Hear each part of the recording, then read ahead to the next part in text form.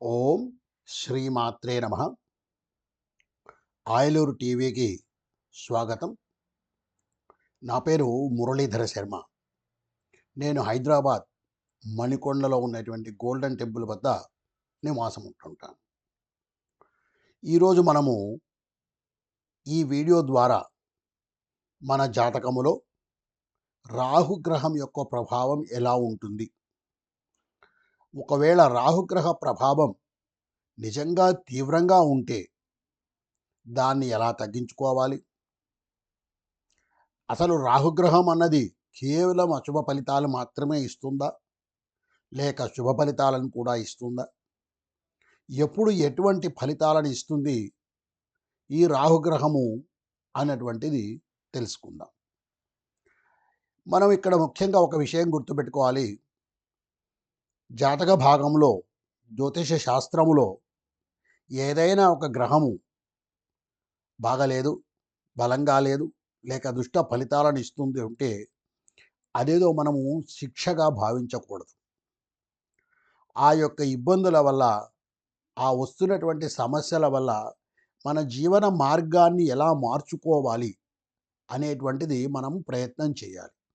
అంతే తప్ప దానికి ఒక భయానికి గురి అయిపోయి, ఈ గ్రహం ఏదో నన్ను పట్టి పీడిస్తోంది, నన్ను చాలా ఇబ్బంది పెడుతోంది, నేను బయటపడలేకపోతున్నాను అనేటువంటి భావనకు ఎవరు కూడా గురి కాకూడదు. కేవలం అదొక మార్గం మాత్రమే. మనం ఎలా ఆ ప్రభావం నుంచి బయటపడాలి అనేటువంటిది తెలుసుకుంటే తప్పకుండా మనము బయటపడగలుగుతాం.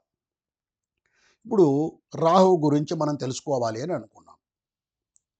రాహువుకు ముఖ్యంగా ఆర్ద్ర, స్వాతి, శతభిషం అనేటువంటి ఈ 3 నక్షత్రాలు కూడా రాహుగ్రహానికి చెందినటువంటివి. రాహు నక్షత్రాలు ఇవి ఆర్ద్ర, స్వాతి, శతభిషం.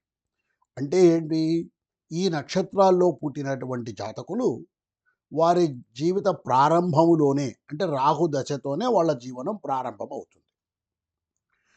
మరి నిజంగా ఈ రాహు దశ 18 సంవత్సరాలు ఉంటుంది. రాహువు కాస్త పాప ఫలితాన్నిచ్చేటువంటి గ్రహము, తీవ్ర గ్రహం. అందువల్ల సాధారణంగా రాహు దశ కాలంలో మనిషి జీవితంలో కాస్త ఒడిదుడుకులు ఉంటాయి. అంతేకాకుండా రాహువు ఏ గ్రహంతో కలిస్తే ఆ గ్రహం యొక్క ఫలితాలను ఇస్తాడు. సరే, ఇంతవరకు బాగానే ఉంది. మరి ఇప్పుడు మనం అనుకున్నాము, రాహు దశలోనే ప్రారంభంలోనే ఆ జాతకుడు పుడుతూ ఉన్నాడు అని చెప్పి. అంటే పుట్టిన శిశువుకే రాహు దశ ప్రారంభంలో అయిపోయింది. కొంతకాలం శేషం గర్భంలో జరిగిపోయి ఉంటుంది. మిగిలిన ఆ కొంత భాగాన్ని ఆ జాతకుడు అనుభవిస్తాడు. మరి అటువంటి చిన్న పసి బాలునికి రాహుగ్రహం ఏ విధంగా పట్టి పీడిస్తుంది? రాహు ఎటువంటి తీవ్రమైన ఫలితాలను ఇవ్వగలుగుతుంది?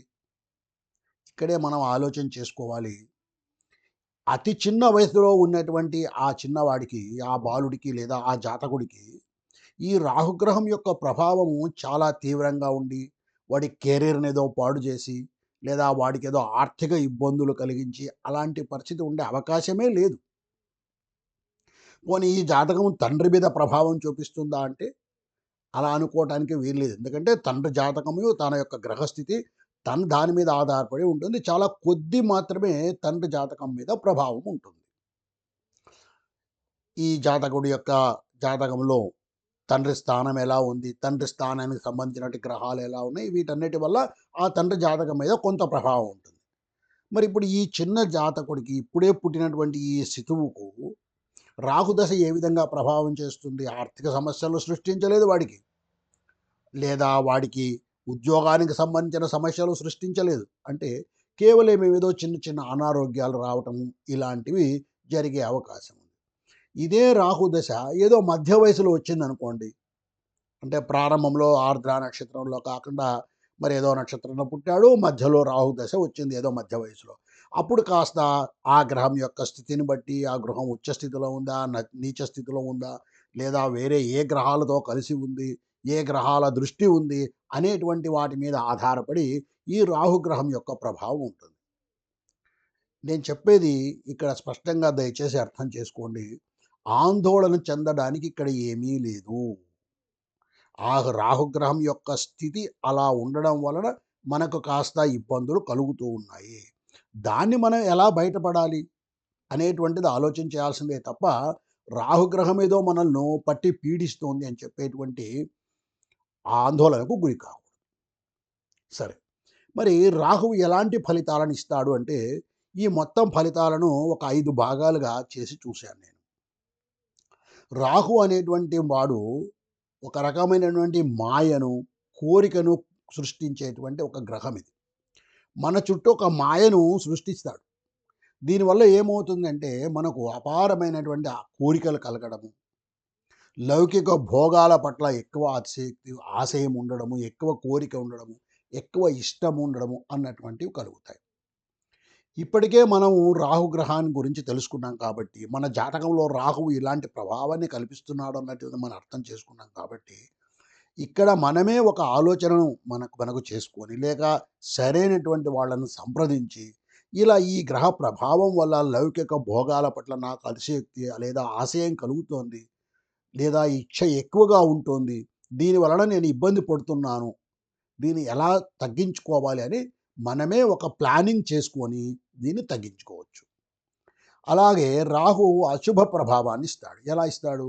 కుజ స్థానాల్లో ఉన్నప్పుడు అంటే 2, 4, 8, 12 ఇలాంటి స్థానాల్లో ఉన్నప్పుడు, లేదా దుష్ట యోగాలతో ఉన్నప్పుడు, అంటే శనితో కలుసుకొని ఉన్నప్పుడు గానీ, రాహువు కుజునితో కలుసుకొని ఉన్నప్పుడు గానీ, ఇలా దుష్ట యోగాలు ఉన్నప్పుడు కూడా నేను మొదట చెప్పినట్టుగానే కాస్త భోగాల వైపు భ్రమలు కల్పించడము, వ్యసనాలు కల్పించడము, లేనిపోని అపవాదులు మనకు కల్పించడం ఇలాంటివి జరుగుతాయి. మనం ఇప్పుడు ఏం చేయాలి? మనకి ఇలాంటిది వస్తూ ఉంది అన్నప్పుడు రాహుగ్రహం యొక్క ప్రభావం ఇది అని మనం అర్థం చేసుకోగలిగితే, తప్పకుండా ఒక ఆలోచన చేసుకొని, ఒక ప్రణాళిక వేసుకొని దీనిలో నుంచి బయటకొచ్చే ప్రయత్నం చేయవచ్చు. అంతే తప్ప ఆందోళన చెంది అక్కడే ఉండిపోకూడదు. ఇలా రాహువు కేవలము చెడు ఫలితాలను మాత్రమే ఇస్తాడా అంటే కాదు. రాహువు చాలా మంచి ఫలితాలను కూడా ఇస్తాడు. రాహువు తను ఉన్నటువంటి స్థితిని బట్టి చాలా మంచి ఫలితాలను కూడా ఇస్తాడు. ముఖ్యంగా ఈ కాలంలో యువత విదేశాలకు వెళ్ళాలి. లేదా ఆధునికమైనటువంటి టెక్నాలజీ కోర్సెస్ ఏఐ అని ఇప్పుడు అంటున్నారు. ఆర్టిఫిషియల్ ఇంటెలిజెన్సీ అని చెప్పి. ఇలాంటి వాటిని నేర్చుకోవాలి. ఇలాంటి మార్గాలలో మనం ఆలోచించాలనుకున్నప్పుడు నిజంగా రాహుగ్రహం అనేటువంటిది ఒక శుభ స్థితిలో గనక ఉంటే తప్పకుండా ఉత్తమమైనటువంటి ఫలితాలొస్తాయి. విదేశాలకు వెళ్ళడము, అడ్వాన్స్డ్ టెక్నాలజీ నేర్చుకోవడము, ఇంకా అసాధారణ మార్గాల ద్వారా విజయాన్ని కూడా మనకు ఇచ్చేటువంటి శక్తి. ఎందుకంటే రాహు ఒక తీవ్రమైన గ్రహము. ఒక పట్టుదల పట్టేటువంటి గ్రహం అది. నిజంగా ఒక శుభ స్థానంలో ఉంటే అలాంటి పట్టుదలతో ముందుకు తీసుకెళ్తాడు తప్ప మన జీవితాలను వెనక్కు తీసుకెళ్ళేటువంటి అవకాశం లేదు. కాబట్టి తప్పకుండా శుభ ఫలితాలను కూడా రాహు ఇవ్వగలుగుతాడు. ముఖ్యంగా 3, 6, 10, 11 స్థానాలంటే మీ లగ్నం నుంచి మీరు చూసుకున్నట్టయితే మూడో స్థానంలో, ఆరో స్థానంలో, 10, 11 ఈ స్థానాల్లో ఉన్నట్టయితే గనక రాహువు విజయాన్ని ఇస్తాడు తప్పకుండా. అధికారాన్ని, మంచి లీడర్‌షిప్ పొజిషన్ కూడా ఇచ్చేటువంటి క్యారెక్టరిస్టిక్ ఉన్నటువంటి వాడు రాహుగ్రహం. కాబట్టి రాహువు ఉండగానే ఎలాంటి ఆందోళన చెందాల్సిన అవసరం లేదు. ముఖ్యంగా రాహువు ఒక మార్గాన్ని మనకు ఇస్తాడు. అది కష్టం ద్వారా కావచ్చు, సుఖం ద్వారా కావచ్చు. ఆ మార్గాన్ని మనము అనుసరించుకొని పోయినట్టయితే మన కర్మ ఫలితాలు తగ్గడమే కాకుండా మంచి జ్ఞానాన్ని, భగవద్భక్తిని కూడా మనము పొందే అవకాశం ఈ రాహుగ్రహం కల్పిస్తాడు. కాబట్టి రాహువు ఫలితాలు చెడ్డవి అని మాత్రం అనుకోకండి. ఇక్కడ మొత్తం విషయాన్ని మనం పరిశీలించినట్టయితే 2 పాయింట్లు మనకు అర్థమవుతున్నాయి. ఒకటి, రాహువు చెడ్డ ఫలితాలను ఇచ్చే అవకాశం ఉంది. అలాగే మంచి ఫలితాలను కూడా ఇచ్చే అవకాశం ఉంది. తను ఉన్నటువంటి స్థానాన్ని బట్టి, తను కలిసి ఉన్నటువంటి గ్రహాలను బట్టి, తన మీద ఉన్నటువంటి ఇతర గ్రహాల దృష్టిని బట్టి ఈ ఫలితాలు ఆధారపడతాయి. ఒకవేళ చెడు ఫలితాలు వస్తూ ఉంటే, ఇది రాహుగ్రహం యొక్క ప్రభావమే అని మనం తెలుసుకున్నప్పుడు, ఇది దీన్ని మార్చుకోవడానికి మనం ప్రయత్నపూర్వకంగా చేసి, అలాంటి చెడు ఫలితాలను తగ్గించుకోవచ్చు, వాటిని మార్చుకోవచ్చు. అయితే ఒక్కొక్కసారి కేవలం మన యొక్క ప్రయత్నం మాత్రమే సరిపోదు. దీనికి కాస్త దైవ అనుగ్రహం కూడా అవసరమవుతుంది. అందువల్లనే జ్యోతిష శాస్త్రంలో చాలా స్పష్టంగా ఒక మాట చెప్పారు. ఏదైనా ఒక గ్రహము దోషం కల్పిస్తూ ఉంటే, దాని శాంతి కోసము ధ్యానము, ఆ గ్రహానికి సంబంధించినటువంటి స్తోత్రాలు, నామావళులు లేదా గ్రహానికి సంబంధించిన చిన్న మంత్రాలు అత్యంత భక్తితో, నమ్మకముతో వీటిని గనక చేసినట్టయితే తప్పకుండా ఆ గ్రహాల యొక్క చెడు ఫలితాలు తగ్గుతాయి. కాబట్టి ఇక్కడ ఆందోళన చెందడం ఏం అవసరం లేదు. ఆ గ్రహానికి సంబంధించినటువంటి ఈరోజు ఎన్నో చోట్ల మనకు ఎన్నో విషయాలు తెలుస్తున్నాయి. పెద్ద పెద్ద వాళ్ళు యూట్యూబుల్లో చెప్తున్నారు. ఎలా స్తోత్రాలు చదువుకోవాలి, ఎలా పారాయణాలు చేసుకోవాలి అనే విషయం చెప్తున్నారు. అనేక పుస్తకాలు లభ్యమవుతున్నాయి. వాటి ద్వారా కూడా చదువుకోవచ్చు. లేదైతే ఏదైనా ఒక గురువుని ఆశ్రయించి ఎంతోమంది గురువులు ఉచితంగా చెప్పేవాళ్ళు ఉన్నారు. లేదా కొద్దిపాటి రుసుము తీసుకొని మీరు ఎలా ఈ ధ్యానం నేర్చుకోవాలి, ఈ రాహుగ్రహ స్తోత్రం ఎలా చేసుకోవాలి, ఈ శనిగ్రహ స్తోత్రం ఎలా చేసుకోవాలి అని చిన్న చిన్న మాటలతో నేర్పిస్తారు. వాటిని నేర్చుకొని వాటిని రోజు పారాయణం చేయడం వల్ల కాస్త ఆ యొక్క గ్రహం మీద ఎక్కువగా ఫోకస్ పెట్టి కాస్త భక్తితో దాన్ని ప్రార్థన చేసినట్టయితే మనకు ఈ ఇబ్బందులు కూడా తొలగే అవకాశం ఉంది. ఇప్పుడు మరి ఈ రాహుగ్రహ స్తోత్రము అన్నాం కదా! ఈ గ్రహాన్నైనా సరే స్తోత్రం చేసి, పారాయణం చేసి, దానికి సంబంధించిన నామావళిని చెప్తూ ఉండడం వల్ల, జపం చేసుకోవడం వల్ల మనం ఈ దోషాలు తగ్గించుకోవచ్చు అని. మరి ఇప్పుడు రాహుగ్రహ స్తోత్రం ఎప్పుడు చదవాలి అంటే, రాహు దోషాలు ఉన్నాయి అని మనకు తెలిసినప్పుడు రాహుగ్రహ స్తోత్రం చదవడం మంచిది. అలాగే రాహు యొక్క ప్రతికూల ప్రభావాలు ఇందాకే నేను చెప్పాను. మనం ఏదో వ్యసనాల వైపు పోతున్నామని చెప్పి. లేదా అనుకోనటువంటి ఆకర్షణలకు లోనవుతున్నాము. మనకు అవసరం లేనటువంటి ఆకర్షణలకు మనం లోనవుతున్నాము అని తెలిసినప్పుడు తప్పకుండా ఈ రాహుగ్రహ స్తోత్రాన్ని చదువుకోవచ్చు. దీన్ని ముఖ్యంగా శనివారం, ఆదివారం నాడు చదవడం వల్ల మంచి ఫలితాలొస్తాయని కూడా మనకు శాస్త్రం చెప్తోంది.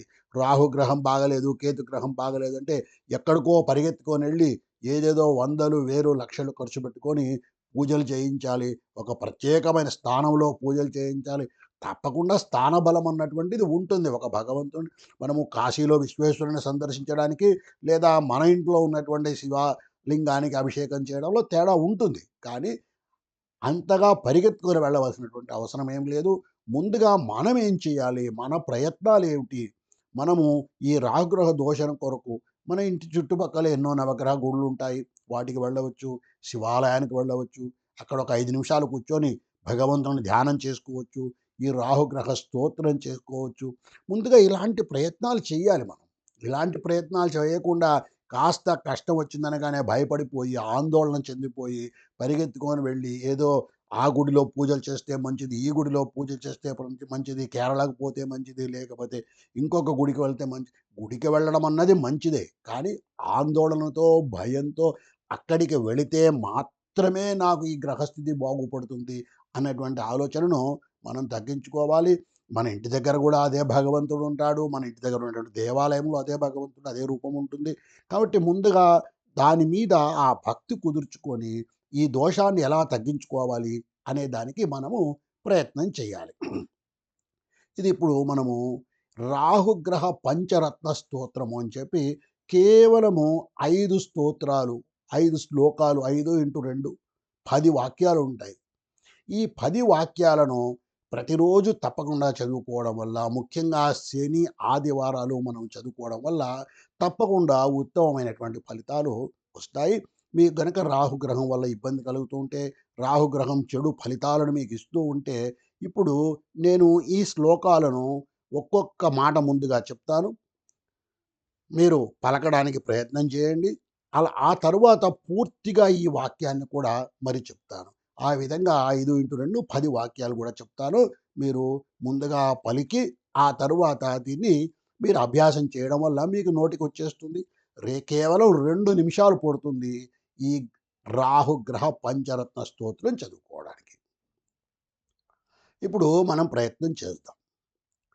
అర్ధకాయం మహావీర్యం చంద్ర ఆదిత్య విమర్ధనం సింహికా గర్భ సంభూతం తం రాహుం ప్రణమామ్యహం. మరి ఒక్కసారి ఒక్కొక్క పదం చెప్తాను. ఆ తర్వాత అంతా కలిపి ఒకేసారి వాక్యం చెప్తాను. అర్ధకాయం మహావీర్యం చంద్రాదిత్య విమర్ధనం సింహికా గర్భసంభూతం తం రాహుం ప్రణమామ్యహం. ఈ విధంగా ఈ శ్లోకాన్ని మొదటి శ్లోకాన్ని చెప్పి ఆ రాహువుకు నమస్కారం చేయండి. అర్ధకాయం మహావీర్యం చంద్రాదిత్య విమర్ధనం సింహికా గర్భ సంభూతం తం రాహుం ప్రణమామ్యహం. ఈ విధంగా మొదటి శ్లోకాన్ని చెప్పారు. ఇక రెండవ శ్లోకం తెలుసుకుందాం. ఇది రాహుగ్రహ పంచరత్న స్తోత్రంలో రెండవ శ్లోకం. ప్రణమామి సదా రాహుం సర్పాకారం కిరీటినం సైంహికేయం కరాళాస్యం భక్తానాం అభయప్రదం. మరి ఇంకొకసారి ఒక్కొక్క వాక్యం చెప్తాను. చెప్పిన తర్వాత పూర్తిగా మరొకసారి శ్లోకాన్ని చెప్తాను. ప్రణమామి సదా రాహుం సర్పాకారం కిరీటినం సైంహికేయం కరాళాస్యం భక్తానాం అభయప్రదం. ఇప్పుడు పూర్తిగా శ్లోకాన్ని ఒకటేసారి చెప్పుకుందాం. ప్రణమామి సదా రాహుం సర్పాకారం కిరీటినం సైంహికేయం కరాళాస్యం భక్తానాం అభయప్రదం. ఈ విధంగా ఈ రెండవ శ్లోకాన్ని కూడా చెప్పి ఆ స్వామికి నమస్కారం చేసుకోండి. ఇక మూడవ స్తోత్రం, మూడవ శ్లోకం. శూర్పాకారాసనస్తశ్చ శూర్పాకార ఆసనస్తశ్చ శూర్పాకారాసనస్తశ్చ గోమేధాభరణ ప్రియ. ఇక్కడ రెండు వాక్యాలు చెప్తున్నాడు. శూర్పాకారములు అంటే ఒక చాట ఆకారములో ఉన్నటువంటి ఆసనం మీద కూర్చున్నాడు స్వామి. అలాగే గోమేధికము అనేటువంటి రత్నంతో చేయబడినటువంటి ఆభరణాలను ధరించాడు.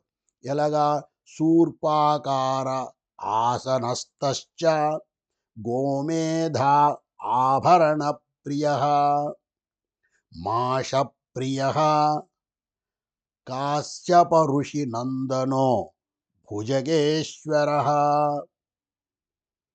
మరి ఒకసారి ఇదే విధంగా ఒక్కొక్క పదాన్ని చెప్తాను, ఆ తర్వాత పూర్తిగా శ్లోకాన్ని చెప్తాను. శూర్పాకార ఆసనస్తశ్చ గోమేధ ఆభరణ ప్రియ మాష ప్రియ కాశ్యప ఋషి నందనో భుజగేశ్వర. ఇప్పుడు పూర్తి శ్లోకాన్ని చెప్తాను. శూర్పాకారాసనస్తశ్చ గోమేధాభరణ ప్రియ మాష ప్రియ కాశ్యపర్షి నందనో భుజగేశ్వర. ఈ విధంగా మూడవ శ్లోకాన్ని కూడా చెప్పి ఆ స్వామికి ఒక నమస్కారాన్ని సమర్పించండి. ఇక నాలుగవ శ్లోకం. ఆరోగ్యం ఆయు అఖిలాంశ్చ మనోరథార్థాన్. ఆరోగ్యము, ఆయువు, అఖిలమైనటువంటి మనోరథాలు అంటే అనేక కోరికలను తీర్చేటువంటి స్వామి. ఆరోగ్యం ఆయు అఖిలాంశ్చ మనోరథార్థాన్ తమోరూప నమస్తుభ్యం ప్రసాదం కురు సర్వదా. మరొక్కసారి ఒక్కొక్క పదం చెప్తాను. ఆరోగ్యం ఆయు అఖిలాంశ్చ మనోరథార్థాన్ తమోరూప నమస్తుభ్యం ప్రసాదం కురు సర్వదా.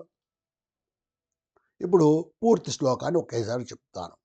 ఆరోగ్యమాయురఖిలాంశ్చ మనోరథార్థాన్ తమోరూప నమస్తుభ్యం ప్రసాదం కురు సర్వదా.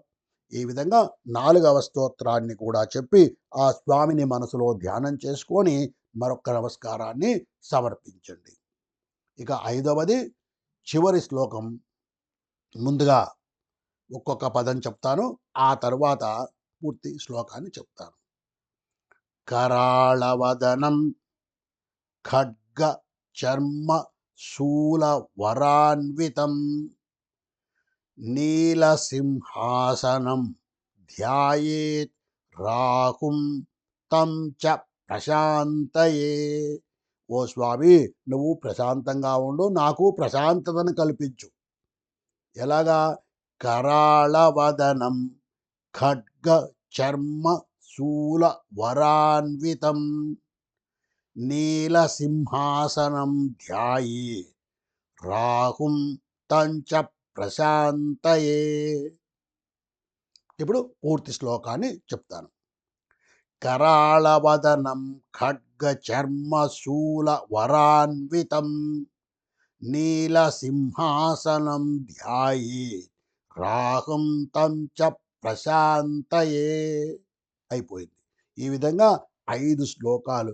ఈ వీడియోను ఒక 2, 3 సార్లు మీరు విన్నారంటే ఈ పదాలు తప్పులు లేకుండా వచ్చేస్తాయి. ఒక 5, 6 సార్లు విన్నారంటే పూర్తిగా మీకు ఈ 5 శ్లోకాలు కూడా కంఠస్థంగా వచ్చేస్తాయి. కాబట్టి ఇంకా మనం దీనికోసము ప్రతిరోజు ఎదురు చూడాల్సిన అవసరం లేదు. ఒక్కసారి నిద్ర లేచిన వెంటనే మీకు ఇంకా రాహుగ్రహం వల్ల ఇబ్బందులున్నాయని మీకు తెలిస్తే ఒక్కసారి మనసులో ఆ రాహుగ్రహ రూపాన్ని తగిన విధంగా ఫోటోలు కూడా ఇచ్చాను. మీరు ఆ రాహుగ్రహాన్ని మనసులో ఒక్కసారి ధ్యానం చేసుకొని జ్ఞప్తికి తెచ్చుకొని ఈ 5 శ్లోకాలను కనుక ప్రతిరోజు పఠించినట్టయితే తప్పక మీకు ఈ రాహుగ్రహం యొక్క స్థితి వలన కలుగుతున్నటువంటి ఇబ్బందులు తొలగిపోతాయి. మీకు ఇంకా ఇలాంటి వీడియోలు కావాలనుకుంటే మీరు ఆయిలూరు టీవీకి విజిట్ చేయండి. @సనాతన జ్యోతిష్ అనేటువంటి ఈ హ్యాండిల్ ద్వారా కూడా మీరు ఆయిలూరు టీవీకి వెళ్ళవచ్చు. మీకు ఈ వీడియో నచ్చినట్టయితే లైక్ చేయండి, షేర్ చేయండి, సబ్స్క్రైబ్ చేయండి. మీరు నలుగురికి ఈ వీడియో పంపడం వల్ల మీరు ఎంతోమందికి తప్పకుండా సహాయం చేసిన వాళ్ళు అవుతారు. కాబట్టి నేను చెప్పేది, ఏదైనా ఒక గ్రహం యొక్క స్థితి బాగాలేదు అని అన్నప్పుడు దయచేసి ఆందోళన చెందకండి. ఆందోళన చెందవలసిన అవసరం ఏమాత్రమూ లేదు. ఆయా గ్రహాలు కొంతకాలం ఉంటాయి. అవి కాస్త ఇబ్బంది పెడుతూ ఉండవచ్చు. ఆ ఇబ్బందులను మనం తట్టుకోవడానికి ముందుగా మన ప్రయత్నం మనం చేయాలి. ఆ తరువాత భగవంతుడి యొక్క అనుగ్రహానికి ఆ భగవంతుని స్తుతి చేయాలి, స్తోత్రం చేయాలి, ఆయన నామాలు చదువుకునే ప్రయత్నం చేయాలి. లేదా మన ఇంటి దగ్గరగా ఉన్నటువంటి ఒక గుడికి వెళ్ళడము, అక్కడ ఆ నవగ్రహాలకు కాస్త ప్రదక్షిణాలు చేయటము, ముందుగా భక్తి, విశ్వాసము అనేటువంటి వాటితో ప్రయత్నం చేస్తే తప్పకుండా ఎటువంటి గ్రహ ప్రభావమైనా కూడా తగ్గించుకునే అవకాశం ఉంటుంది. ఆందోళన పడిపోయి పరిగెత్తుకొని పోయి అక్కడికి వెళ్ళాలి, ఇక్కడికి వెళ్ళాలి, ఆ పూజలు చేయాలి, ఈ పూజలు చేయాలి అనేటువంటి ఆ దృష్టిని కాస్త తగ్గించుకొని భగవంతుని మీద దృష్టిని పెంచుకోవడము, విశ్వాసాన్ని పెంచుకోవడం వలన తప్పకుండా కూడా మనకు శుభ ఫలితాలు వస్తాయని చెప్పి నేను తెలియజేస్తున్నాను. ఓం శ్రీమాత్రే నమః.